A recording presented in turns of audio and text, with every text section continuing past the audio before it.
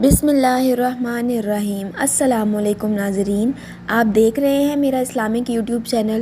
ناظرین، حضرت سیدہ فاطمہ الزہرا کو نبی اکرم صلی اللہ علیہ وسلم سے بہت محبت تھی۔ ایک بار آپ رضی اللہ عنہا کے گھر تشریف لائے۔ آپ علیہ السلام نے پوچھا کیسے آنا ہوا؟ آپ رضی اللہ عنہا نے دوپٹے کا پلو کھولا، اس میں آدھی روٹی تھی۔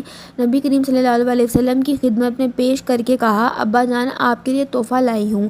پوچھا یہ کیسے؟ غرض کیا ہم کئی دنوں سے بھوکے تھے۔ حضرت علی رضی اللہ عنہ نے کچھ کام کیا جس کے عوض انہیں چند پیسے ملے اور آٹا لے کر آئے۔ میں نے اس کی روٹیاں پکائیں، ایک حسن حسین رضی اللہ عنہ نے کھائی اور ایک سائل کو دی۔ جب میں اپنے حصے کی روٹی کھا رہی تھی تو دل میں خیال آیا، فاطمہ تم بیٹھی روٹی کھا رہی ہو، پتہ نہیں ابا جان کو کھانے کو کچھ میسر ہے بھی کہ نہیں، اس لیے اپنی بقیہ آدھی روٹی آپ صلی اللہ علیہ وسلم کی خدمت میں لائی ہوں، یہ ہدیہ قبول فرما لیجئے۔ حضور نبی کریم صلی اللہ علیہ وسلم نے فرمایا، اے فاطمہ قسم ہے مجھے اپنے رب کی، 3 دن گزر گئے ہیں تیرے باپ کے پیٹ میں کھانے کا ایک لقمہ بھی نہیں گیا۔ اللہ اکبر۔ پیارے بھائیوں اور دوستوں، 2 جہانوں کے سردار کا یہ عالم ہے کہ 3 دن سے کچھ نہیں کھایا، فاقے کاٹ رہے ہیں، اور آج کے ہمارے حکمرانوں کو دیکھیے کہ کھانے کے میز پہ 70 طرح کے کھانے موجود ہوتے ہیں لیکن انہیں غریب عوام کی کوئی پرواہ ہی نہیں۔ غریب لوگ بھوک سے مر رہے ہیں لیکن ان حکمرانوں کو کچھ خبر ہی نہیں۔ اللہ ہم سب کے حالوں پر رحم فرمائے، آمین۔ حضرت سیدنا ابو اسحاق رحمۃ اللہ علیہ فرماتے ہیں کہ ایک شخص ہماری محفل میں آیا کرتا تھا مگر اس کا آدھا چہرہ ہمیشہ چھپا رہتا تھا۔ ایک مرتبہ میں نے اس سے پوچھا کہ تم اپنا آدھا چہرہ چھپائے رکھتے ہو، آخر اس کے پیچھے کی کیا وجہ ہے؟ مجھے اس راز سے آگاہ کرو۔ اس نے کہا کہ اگر آپ اجازت دیتے ہیں تو میں اپنا معاملہ بتاتا ہوں۔ میں نے کہا کہ بتاؤ، اصل معاملہ کیا ہے؟ اجازت ملنے پر اس شخص نے اپنی عبرت داستان سنائی۔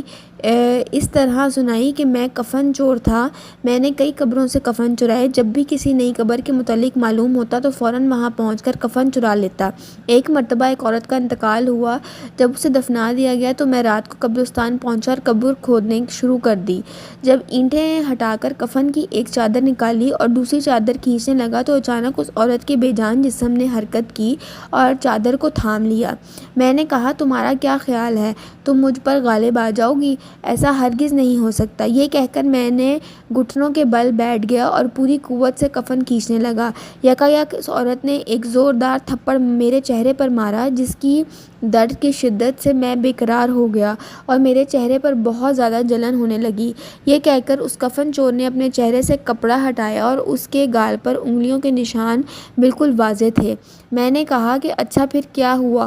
اس نے کہا پھر میں نے چادر واپس اس عورت پر ڈال دی اور جلدی قبر پر مٹی ڈال کر برابر کر دی اور پختہ ارادہ کر لیا کہ جب تک زندہ رہوں گا کبھی بھی کفن نہیں چراؤں گا۔ اللہ میرے سابقہ گناہوں کو معاف فرمائے اور مجھے توبہ پر استقامت عطا فرمائے۔ حضرت سیدنا ابو اسحاق رحمۃ اللہ علیہ فرماتے ہیں کہ اس کفن چور کا سارا واقعہ لکھ کر میں نے حضرت سیدنا ابو عزیز رحمۃ اللہ علیہ کی طرف روانہ کیا۔ انہوں نے یہ جواب لکھ کے بھیجا کہ اس سے پوچھیں کہ جو مسلمان قبلہ رخ دفنائے گئے تھے کیا سب کے چہرے قبلے کی طرف تھے یا قبلے سے پھر چکے تھے؟ میں نے کفن چور سے یہی سوال پوچھا تو اس نے کہا کہ میں نے جن لوگوں کے کفن چرائے ان میں سے اکثر کے چہرے قبلے سے پھر چکے تھے۔ حضرت سیدنا ابو اسحاق رحمۃ اللہ فرماتے ہیں کہ میں نے یہ بات لکھ کر حضرت ابو عزیز رحمۃ اللہ کی خدمت میں بھیجی تو انہوں نے جواب میں یہ تحریر بھجوائی کہ اسحاق رحمۃ اللہ جن لوگوں کے چہرے قبلے سے پھر چکے ہیں ان کا خاتمہ ایمان پر نہیں ہوا۔